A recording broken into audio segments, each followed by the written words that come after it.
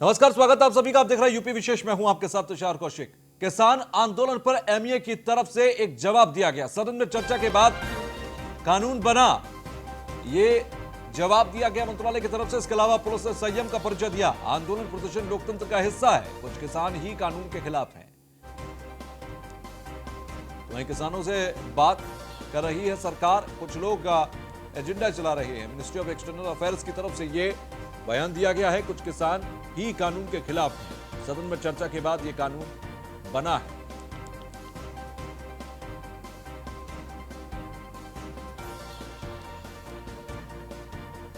तो दिल्ली हिंसा मामले में सुप्रीम कोर्ट का सुनवाई से इनकार। मामले में दखल से सुप्रीम कोर्ट ने इनकार कर दिया है। सरकार मामले को देख रही है। हमने पीएम मोदी का भी बयान देखा है। सीजीआई की तरफ से कहा गया, हम मामले में दखल नहीं देना चाहते। मामले को गंभीरता से लिया जा रहा है, कानून अपना काम करेगा।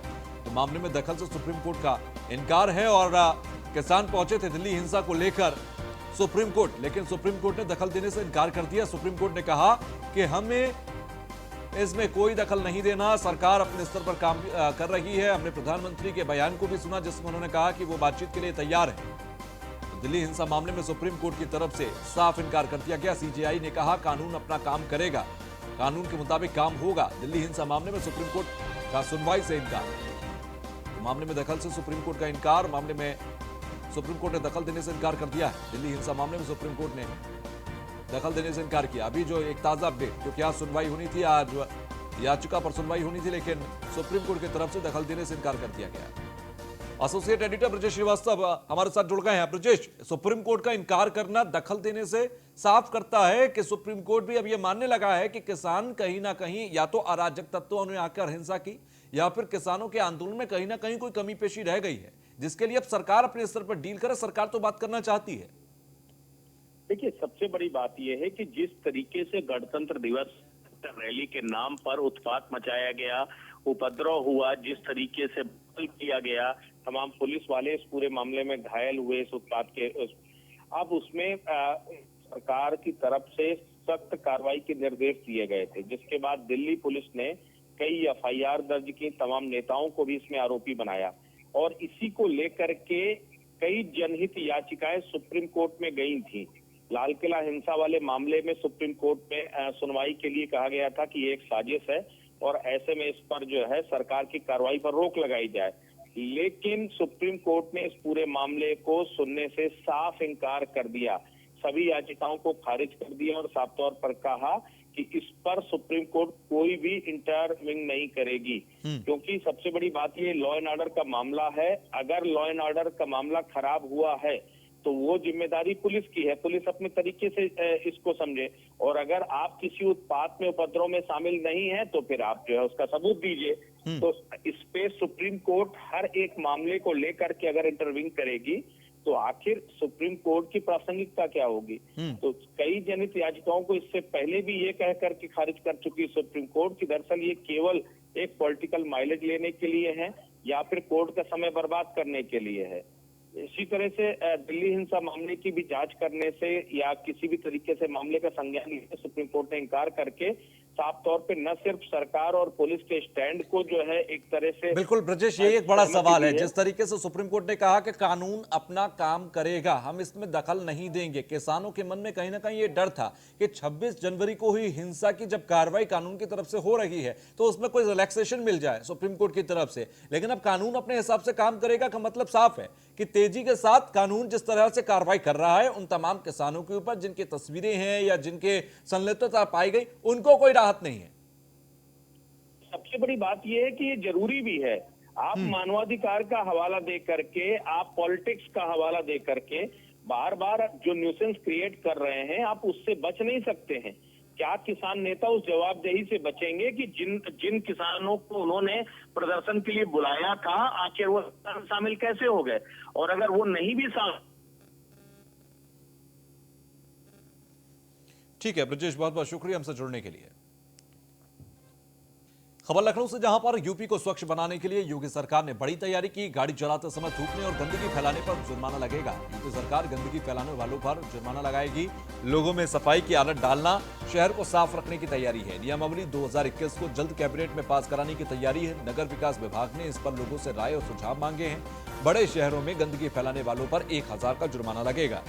तो लोगों में सफाई की आदत डालना, शहर को साफ रखने की तैयारी है। नियमावली 2021 को जल्द कैबिनेट पास कराने की तैयारी की जा रही है। तो नगर विकास विभाग ने इस पर लोगों से राय और सुझाव भी मांगे हैं। बड़े शहरों में गंदगी फैलाने वालों पर 1000 रुपए का जुर्माना लगेगा।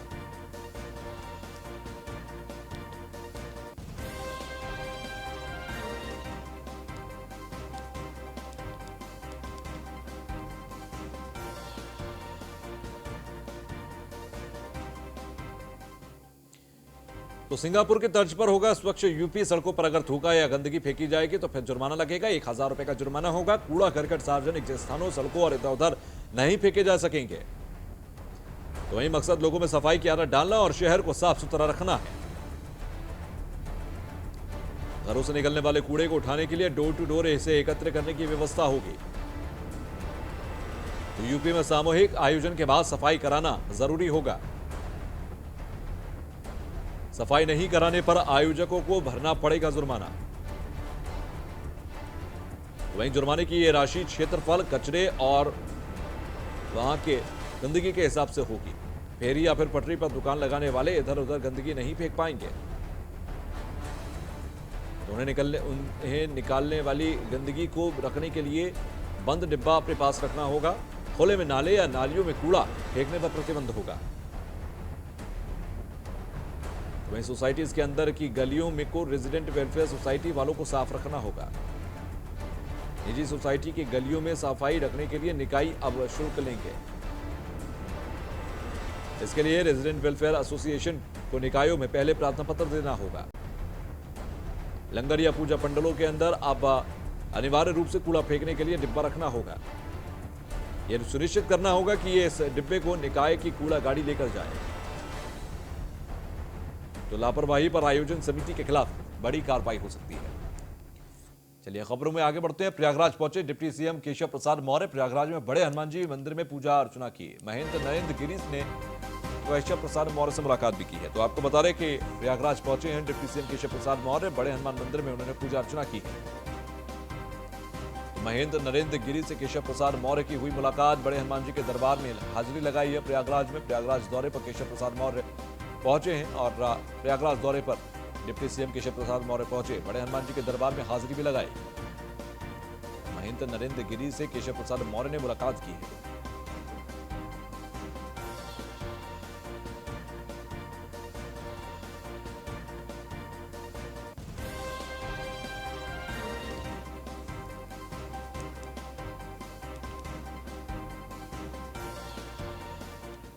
तुम्हें लखनऊ से खबर कि रिटायर्ड आईपीएस अफसर भवेश कुमार यूपी के मुख्य सूचना आयुक्त होंगे। सीएम योगी आदित्यनाथ की अध्यक्षता में 3 सदस्यीय समिति का यह फैसला।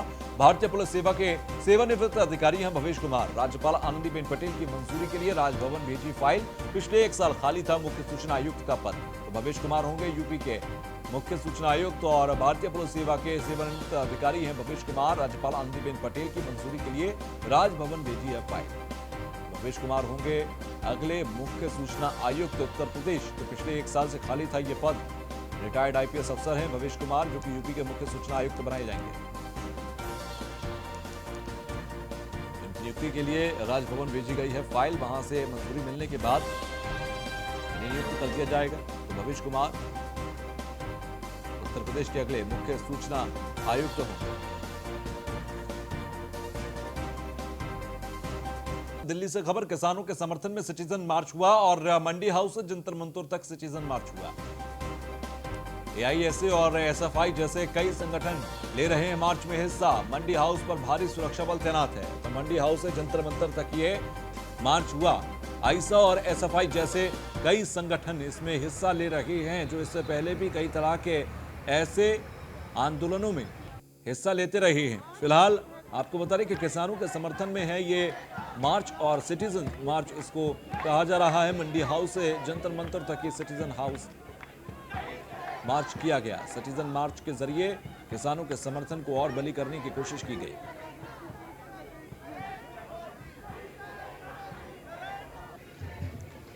आपको यहाँ पर प्रोटेस्ट करने की कोई भी परमिशन नहीं दी गई है, की जाएगी। कितना डिस्टेंस रहेगा सर? खबर अब बुलंदशहर से, जहां पर जहरीली शराब कांड मामले में बड़ा अपडेट आया है। आरोपी पर पुलिस करेगी एनएसए की कार्रवाई। आरोपी यादराम पर सिकंदराबाद पुलिस करेगी एनएसए की कार्रवाई। बुलंदशहर के जीतगढ़ी शराब कांड का मुख्य आरोपी है यादराम। 8 जनवरी से जहरीली शराब पीने से 7 लोगों की जान गई थी और मामले में जेल से जमानत के लिए अपील कर रहा था आरोपी। दिनांक 8 जनवरी को थाना सिकंदराबाद के जीतगढ़ी गांव में शराब पीने से कई लोगों की मृत्यु हो गई थी। उस प्रकरण में अभियोग दर्ज हुआ था और उसी गांव जीतगढ़ी के रहने वाले कुलदीप, यादराम और मुकेश, ये 3 नामजद थे तथा अन्य अज्ञात थे। इनकी गिरफ्तारी की गई, जेल भेजा गया। इन अभियुक्तों में से यादराम ने बेल के लिए अप्लाई किया अदालत में, तो हम लोगों ने उसके विरुद्ध एनएसए की कार्रवाई की है और कल रात में एनएसए तामील करा दिया गया है। अग्रिम कार्रवाई की जा रही है। सर, अब तक कितने लोग इसमें जेल में हैं? देखिए,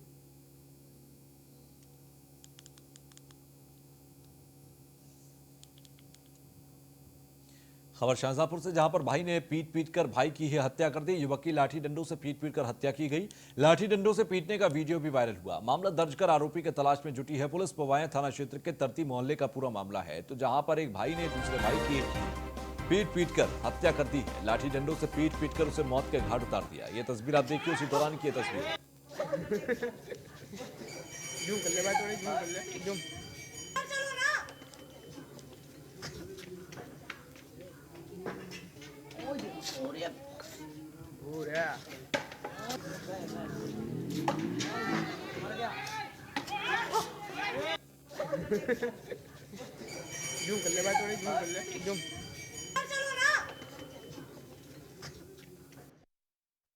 थाना पुआएं के क्षेत्र तरती बाजार में दिनांक 1 फरवरी 2021 को 2 चचेरे भाई, जिनके नाम मुकेश और विनोद हैं, उनके मध्य मारपीट हुई। मारपीट में विनोद ने मुकेश को डंडों से मार दिया, जिससे मुकेश गंभीर रूप से घायल हो गया। इलाजे दौरान मुकेश की मृत्यु हो गई। थाना पुआया में अभियोग पंजीकृत कर लिया गया है और तत्काल विधिक कार्रवाई सुनिश्चित की जा रही है। खबर गोंडा से, जहां पर जमीन के लिए कलयुगी पुत्र ने की करतूत आप देखिए। सरकारी अभिलेखों के अंदर मां को मरा दिखा दिया। मां को मरा दिखाकर जमीन अपने नाम करा ली। पंचायती विभाग से डेथ सर्टिफिकेट भी बनवा लिया। वरासत कराकर बेच डाली 5 बिस्वा जमीन। 6 साल से खुद को जिंदा साबित करने में लगी हुई है मां। मुंबई से सीधे रजिस्ट्री दफ्तर पहुंची पीड़ित। सरवरी और कोतवाली नगर के गिर्द गोंडा का पूरा मामला है।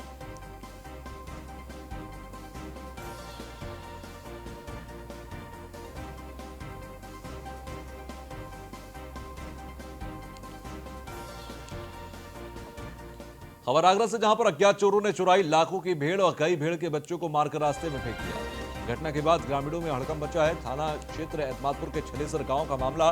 घटनास्थल पर पहुंची पुलिस ने जांच शुरू कर दी है, तो कई भेड़ के बच्चों को मारकर रास्ते में फेंक दिया गया।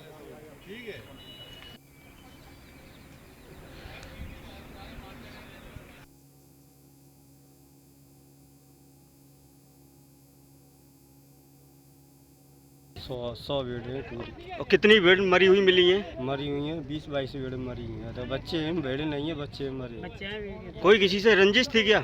इससे तो नहीं थी मेरी भाई किसी से। किसी पर शक? सबके तौर पे था, लेकिन ये क्या बताऊँ, मेरे को कोई भाई पता नहीं। खबर मुरादाबाद से, जहां पर लापता बच्चे का घर के बाहर शव पड़ा मिला। आपको बता रहे, खेलते समय लापता हुआ था बच्चा। पुलिस ने शव पोस्टमार्टम के लिए भेजा है।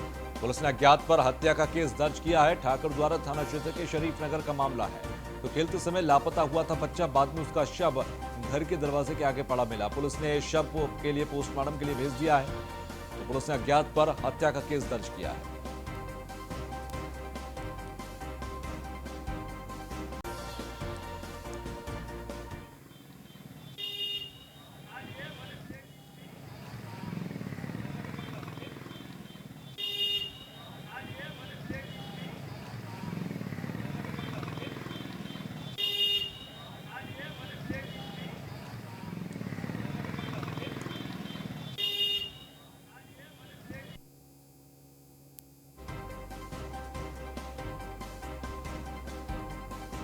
मुरादाबाद का मामला, जहां पर खेलते समय बच्चा हुआ था लापता और इस बच्चे का शव घर के आगे मिला। फिलहाल पुलिस ने पोस्टमार्टम के लिए शव को भेज दिया है और अज्ञात के खिलाफ हत्या का मामला दर्ज किया है।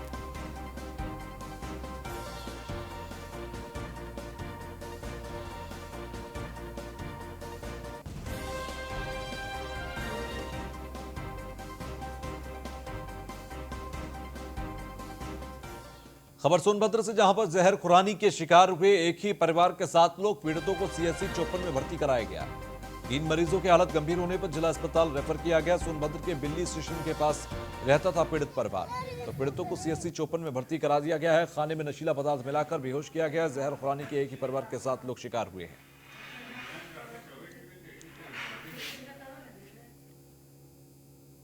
सुबह आए थे हम लोगों के पास 9:30 बजे करीब, तो काफ़ी गंभीर अवस्था में थे वो लोग हैं, बिल्कुल अर्ध बेहोशी की हालत में थे।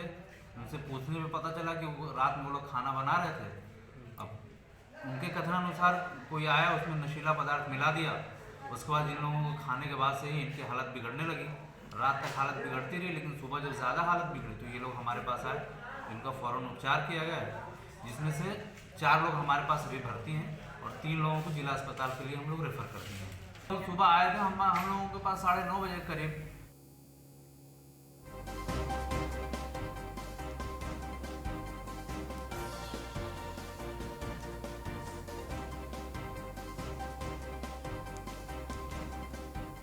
खबर मथुरा से, जहां पर आज कृषि कानून के विरोध में महापंचायत, नरेश टिकैत और गौरव टिकैत के पहुंचने की संभावना है।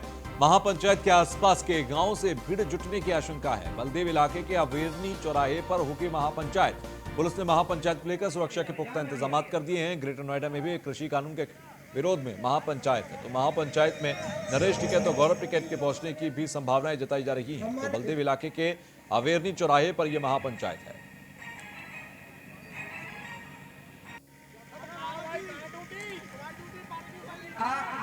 कृषि कानून के विरोध में महापंचायत आज की जा रही है मथुरा में, और कृषि कानून के विरोध में महापंचायत है। नरेश टिकैत, गौरव टिकैत के पहुंचने की संभावना है।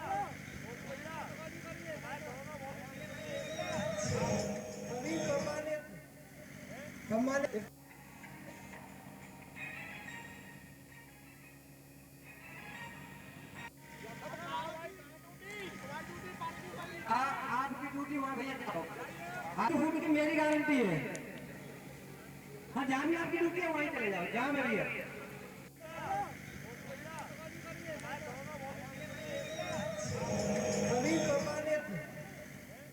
खबर प्रयागराज से, माघ मेले के अंदर अचानक भीषण आग लग गई। आपको बता दें, आग लगने से मेले में हड़कंप मच गया। कई टेंट जलकर राख हो गए हैं। अक्षय वट मार्ग केवट सेक्टर 1 के पास पीएसी कैंप में आग लगी।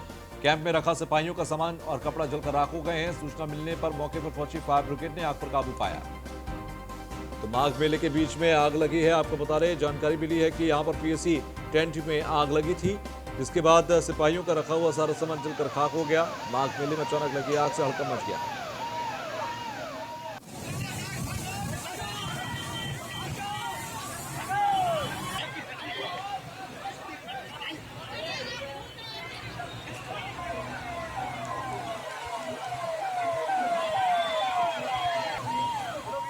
यूपी विशेष में बस इतना ही। आगे भी खबरों का सिलसिला लगातार जारी रहेगा।